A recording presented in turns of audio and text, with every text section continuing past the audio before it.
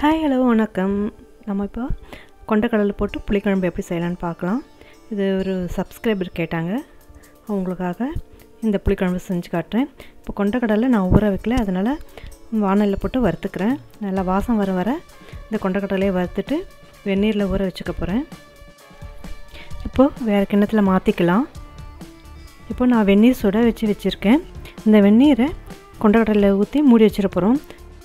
கொண்டக்கடலையை ஊற வைக்க மறந்துட்டா இதே போல் வெந்நீரில் ஊற வச்சு வேக விட்டால் சீக்கிரமாக வெந்துடும். கொஞ்சம் நேரம் கழித்து நம்ம குக்கரில் 7 to 8 விசில் வச்சு வேக விட்டு எடுத்துக்கலாம். இப்போது இதை மூடி வச்சிடலாம். குழம்புக்கு தேவையானது என்னென்னு பார்க்கலாம். இப்போது இது அப்படியே இருக்கட்டும், இதை மூடி வச்சிடலாம். அரைக்க வேண்டிய பொருள் என்னென்னு பார்க்கலாம்.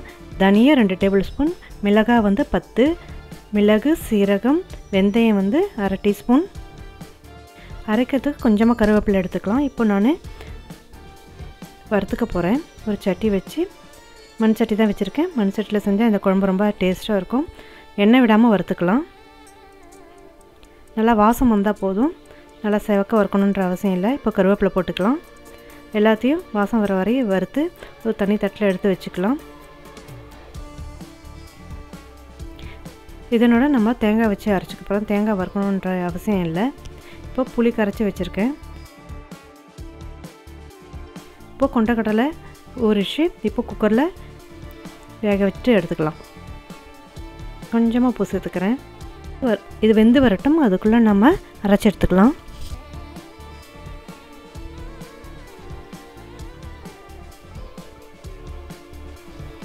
இப்போ கொஞ்சமாக தண்ணி சேர்த்துக்கலாம்.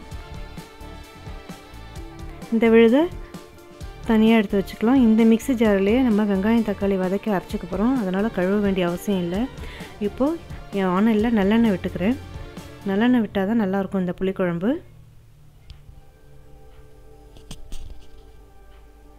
இப்போ கடுகு போட்டு பொரியட்டும். நான் சின்ன வெங்காயமும் பூண்டும் உரித்து வச்சுருக்கேன். பூண்டு 50 கிராம், வெங்காயம் 50 கிராம் எடுத்துட்டுருக்கேன். பச்சை மிளகாய் 2, காஞ்ச மிளகாய் 1 போட்டுக்கலாம். இப்போது பூண்டு, சின்ன வெங்காயம் போட்டு நல்லா வதக்கிக்கலாம். நல்லா வாசம் வர வரை நல்லா ரெண்டுத்தையும் வதக்கிக்கணும். இப்போ வதக்கிக்கலாம். இதுக்கு தேவையான மசாலா என்னென்னு பார்த்தா, மிளகாய்த்தூள், காஷ்மீரி மிளகாய்த்தூள் கொஞ்சம், தனியாத்தூள், மஞ்சத்தூள் எடுத்துட்டுருக்கேன். அளவு கொடுத்துருக்கேன், பார்த்துக்குங்க. ஒரு 2 தக்காளி நல்லா கட் பண்ணி வச்சுருக்கேன். 2 நாள் 3 நாள் வச்சுக்கிங்கன்னா தக்காளி நல்லா சாப் பண்ணி போட்டுக்குங்க. இப்போது இந்த கொண்டக்கடலை பாருங்கள் எப்படி நல்லா வெந்திருக்கு. ஊற வைக்கணுன்ற அவசியமே இல்லை. இதேமாதிரி வெந்நீர் ஊற்றி நம்ம வேக விட்டாலே போதும், நல்லா வெந்து வந்துடும். இப்போ இந்த தக்காளி, வெங்காயம், பூண்டை கொஞ்சம் அரைச்சிக்க போகிறோம். இதன் கூடவே நம்ம கொஞ்சம் கொண்டக்கடலை சேர்த்துக்கலாம். இது எதுக்குன்னா திக்காக வரும் குழம்பு, அதனால் இதை அரைச்சி வச்சுக்கலாம். நான் கொஞ்சம் ஒரு உருளைக்கிழங்கும் 2 கத்திரிக்காயும் நறுக்கி வச்சுருக்கேன். இது ஆப்ஷனல் தான், வேணும்னா போட்டுக்கலாம்.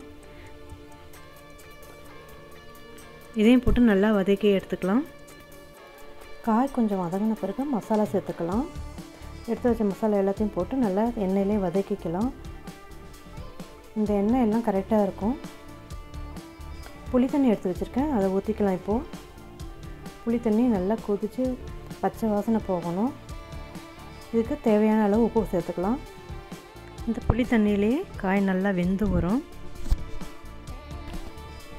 இப்போ எண்ணெய்லாம் பிரிஞ்சு வரணும். இப்போ பிரிஞ்சு வருது.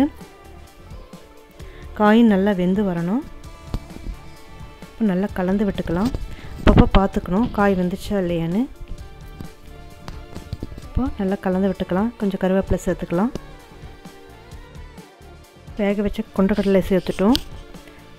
நல்லா கலந்து விட்டுக்கலாம். இப்போது காய் அப்பப்போ வெந்திருக்கான்னு பார்க்கணும். உருளைக்கிழங்கு கொஞ்சம் வேகிறதுக்கு டைம் எடுக்கும். கத்திரிக்காய் கொஞ்சம் ஈஸியாக வெந்துடும். அதனால் உருளைக்கிழங்கு வேகிறதுக்காக கொஞ்சம் மூடி போட்டு வேக விட்டு எடுத்துக்கலாம். நல்லா வெந்திருக்கு உருளைக்கிழங்கு. அந்த அரைச்ச மசாலாவை சேர்த்து நல்லா கலந்து விட்டுக்கலாம். இந்த மசாலாவும் காயோடு சேர்ந்து நல்லா வாசமாக இருக்கும்.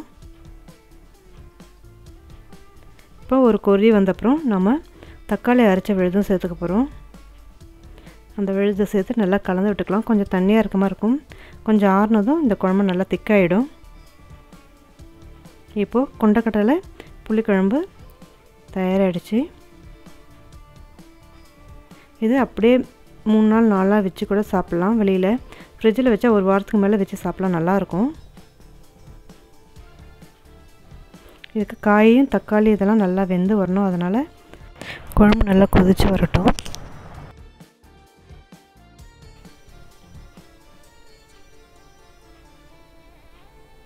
இது நீங்கள் செஞ்சு பாருங்கள் ஒரு தடவை, வாசமாக இருக்கும். சீரக வாசனைக்கும் மிளகு வாசனைக்கும் இந்த குழம்பு ரொம்ப நல்லாயிருக்கும். சாதத்தில் நல்லெண்ணெய் இல்லைன்னா நெய் விட்டு இந்த குழம்பு ஊற்றி பிசைஞ்சு சாப்பிடும்போது அருமையாக இருக்கும். நல்லெண்ணெய் வாசனையோட புளிக்குழம்பு நல்லாயிருக்கும். இப்போ வேறு கிண்ணத்தில் மாற்றிக்கலாம். இப்போ தண்ணியாக இருக்க மாதிரி இருக்கும். கொஞ்சம் நேரம் ஆச்சுன்னா திக்காகிடும். ஏன்னா நம்ம கொண்டக்கடலை அரைச்சி போட்டிருக்கோம், மசாலாவும் போட்டிருக்கோம். அதனால் கொஞ்சம் திக்காகிடும். செஞ்ச அன்றைக்கி விட மறுநாள் வச்சு சாப்பிடும்போது ரொம்ப ரொம்ப நல்லாயிருக்கும். இந்த காய் இல்லாமல் கூட இந்த குழம்பு செய்யலாம், ரொம்ப அருமையாக இருக்கும். சூடான சாதத்தில் நெய் இல்லைன்னா நல்லெண்ணெய் விட்டு இந்த குழம்பு ஊற்றி வத்தல் இல்லைன்னா வடகம், உருளைக்கிழங்கு ஃப்ரை இல்லைன்னா வாழைக்காய் ஃப்ரை இந்த குழம்புக்கு ரொம்ப நல்லாயிருக்கும். இந்த புளிக்குழம்பை ஷேர் பண்ணி சொல்லி கேட்ட நம்ம சப்ஸ்கிரைபர் சஃபேரசிஸ் தான். தேங்க்யூ சஃபேரசிஸ். தேங்க்ஸ் ஃபார் வாட்சிங்.